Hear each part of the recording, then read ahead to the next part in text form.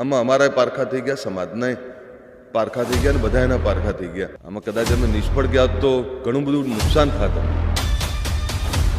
અપેક્ષિત હતું કે કોંગ્રેસ ભાજપના એ નેતાઓ જે એકબીજાની સામે લડતા રહ્યા અથવા લડાવતા રહ્યા હરાવતા રહ્યા એ બધા એક સાથે એક મંચ ઉપર આવશે અને તમારા નેતૃત્વને સ્વીકારશે. જો હું સંગઠનની વાત કરતો હોઉં ને તો ચૂકવું મારે પડે. આટલા બધા આવશે એ તો મને અપેક્ષા નથી. ઠાકોર સમાજ અને પાટીદાર સમાજ બંને વચ્ચે ક્યાંક ના ક્યાંક દ્વેષ તો રહેલો. તમને શું લાગે એ અંતર ઘટ્યું ખરું? લડાઈ ઝઘડાથી ઘણું બધું વેઠ્યું. હવે લડાઈ ઝઘડા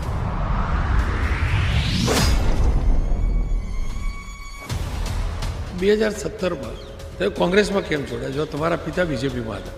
હવે નાના હતા, મેચ્યોર નહોતા, એટલે યુવાનીમાં ભૂલ થાય. તમે ભાજપમાં જોડાવાનું મન બનાવ્યું, એના પછી બીજેપીના કયા મોટા લીડર સાથે બેઠક થયેલી અને શું વાત થઈ કે મોટા ઉપાડે કોંગ્રેસ છોડી બધા બીજેપીમાં તો જાય, પણ બીજેપીમાં જાય એટલે ખેસ પહેરવાની કે પટ્ટો બંધાઈ જાય એટલે બોલવાનું બંધ બીજેપી કરાવી દે? આ સવાલ બહુ અઘરો છે. પણ જો કોંગ્રેસે તો તમને ધારાસભ્ય બનાવ્યા, કોંગ્રેસ છોડી તમે બીજેપીમાં જોડાયા, તો બીજેપીએ તો તમને હરાવી દીધા હતા પેટા ચૂંટણી. જે કંઈ થયું, અલ્પેશ ઠાકોર એમના દીકરાને રાજનીતિમાં લઈ આવશે. હવે અમારા પરિવારમાંથી કોઈ રાજનીતિમાં નહીં.